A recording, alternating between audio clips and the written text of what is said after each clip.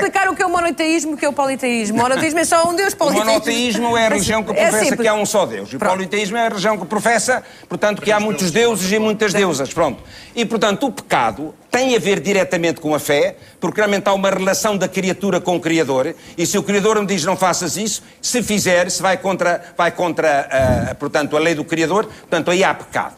Ora bem, nós temos que perceber que, de facto, hoje em dia, nós também percebemos imensas coisas que vão para além das realidades da Bíblia, seja do Antigo Testamento, seja do Novo Testamento, tudo depende da interpretação que eu dou, da hermenêutica que eu faço à Bíblia e da interpretação que eu dou à própria realidade.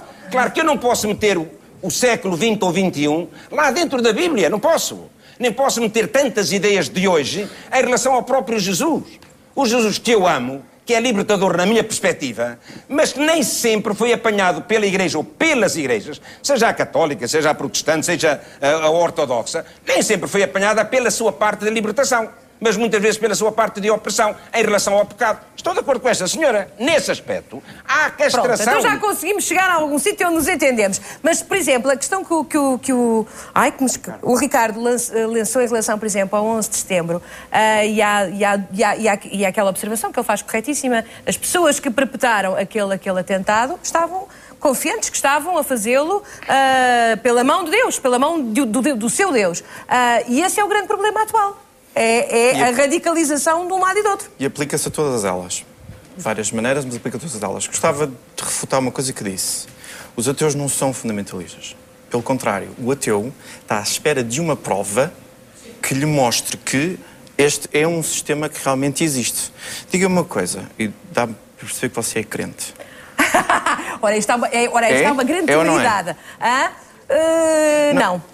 Não, pronto. Então, vamos ter eu sou agnóstica. Vamos ter como exemplo alguém que está aqui nesta plateia. O Padre Carreira das Neves, sim. Não, eu posso dar uma... Posso interromper um segundo só? Pode, diga lá. Só um segundo.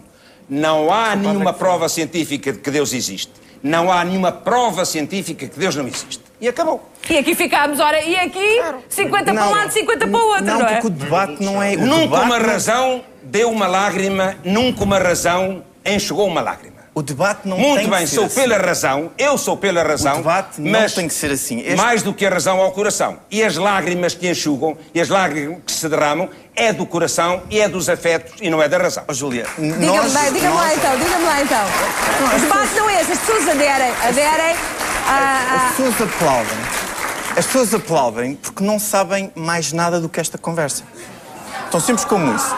Os ateus não são radicais, mas que são muito presunçosos, são. Repare, nós não podemos estar a dizer às pessoas que existe um Deus que vela por elas, que as controla, aquela questão do pecado e tudo isso, ok? Sem uma prova concreta que existe. E eu fazer a minha pergunta antes de ser rudemente interrompido. As pessoas que estão aqui na sala... Debate, não foi de rudimento. As pessoas que estão aqui na sala, quantas pessoas é que já tiveram uma experiência verdadeiramente reveladora da existência de Deus? Nenhuma. O que pode existir... Desculpe, eu deixo-me dizer aquilo que quero. O que pode existir... Mas gosta de discutir ou não? Gosta de discutir, gosta de um diálogo. Mas tem, pelo menos deixar-me fazer o meu ponto. Então diga lá. Pode ter um estado de transcendência.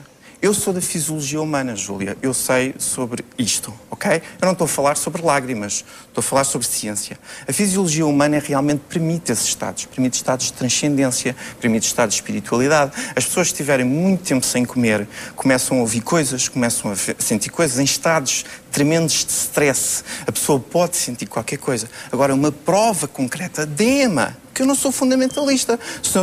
Se agora, de repente, aqui aparecer Jesus Cristo, eu tenho que dizer, sim senhora, existes, a partir de agora começo a acreditar em ti. Mas eu estou à espera da prova, que nunca existiu. Portanto, neste momento, a sua questão é, quer uma prova. É isso? É o mínimo que se pode pedir perante um sistema de controle tal que é este. Repare, a educação moral religiosa e católica está nas escolas, num sistema que é um sistema secular, que é um sistema laico.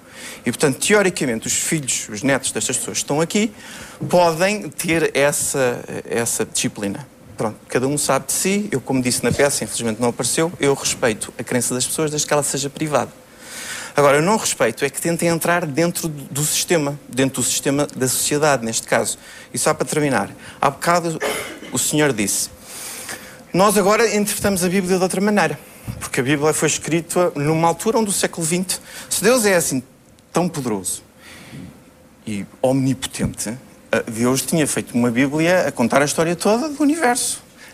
Não existe. Porquê? Porque foi escrita naquela altura por aqueles homens. Claro, não foi escrita por Deus, foi por homens, não foi? Então, e porquê que é a palavra de Deus? Eu preciso de uma prova que me seja a palavra de Deus. Não há, essa prova não existe. Só para terminar.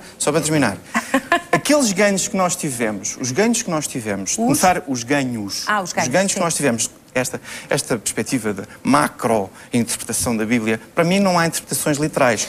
Ou matou ou não matou. Ninguém vai ler uma parte onde diz assim, matou os judeus desta maneira. E depois diz, não, isso é interpretações. Mas deixa-me dizer o que é mais importante. Então, para si a história, quer dizer, qual é a certeza que nós temos daquilo que recebemos da história? Dos textos milenares, qual é a certeza que nós temos que foi assim? É de quem estava na época e foi testemunha, não sabemos se foi ou não. A Bíblia foi escrita.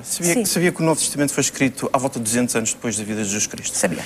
Imagino o problema que isso acarreta, que é as pessoas a dizerem às pessoas, e como diz a sabedoria popular e muito bem, quem diz um conto acrescenta um ponto. Mas deixe-me dizer um ponto importante. Esta frase que foi dita de houve ganhos sociais, onde dizemos assim, estas partes das Bíblias vai ser interpretado de outra maneira. Nunca conseguirei concordar consigo aí. São ganhos seculares. E eu explico o que é seculares. São ganhos de uma sociedade que diz assim, a religião não pode estar a afetar a sociedade como era, por exemplo, na Idade Média, onde era uma teocracia, ou como é, por exemplo, no Islão. Mas todos nós evoluímos com o tempo e a história trouxe gangues e trouxe... Tudo bem, mas o que está aqui em questão é, não acredita-se em Deus. Luís, estamos a chegar ao final, tem que ser uma síntese tem que ser assim uma coisa rapidíssima, para depois poder falar das coisas mais tristes que eu ouvi aqui hoje, foi dizer que os valores morais e os valores da regra da vida humana são ditadas por Deus. É tão triste uma pessoa pensar que os seus valores são-lhe impostos por outra pessoa e não são seus, não são éticos, não são racionais. É uma entidade. É tão triste. Pronto, isso. É o seu sublinhado. Repara, Jesus Cristo um dia ia a caminho lá da Samaria e apareceu-lhe uma mulher... Não tem tempo para isso, diga. Apareceu da Samaria e uma mulher disse, vem tratar da minha filha. E o Jesus Cristo disse, eu não vim aqui para tratar das outras pessoas, vim tratar do meu povo. Jesus Cristo é também racista e é xenófobo. É estes valores. Isto está na Bíblia. Está escrito. Jesus Cristo que é Deus... se a gente aceitar como aos católicos Jesus Cristo é Deus, Jesus Cristo ou Deus passou o Antigo Testamento a matar gente. Vou passar só para a Filomena. Filomena, quer dizer alguma coisa? Peço desculpa, Luís, mas tem que dar um bocadinho a cada um, estamos a fechar. Eu acho que, no fundo, é pena que se radicalizem os dois lados. Acho que perdem os dois lados ao radicalizarem-se. Radicaliza-se, meu amigo, radicaliza-se a Igreja quando se enfeuda nos seus valores absolutos, radicalizam-se, desculpem... Última palavra ao Padre Carreira das Neves, não sei se quer responder aqui a alguma das coisas que os outros interlocutores... Por causa de eu realmente ser professor Sagrada da Escritura há anos e anos e anos, e escrever, e estudar, etc. Não se pode ler a Bíblia de uma maneira literalista, não se pode, pronto.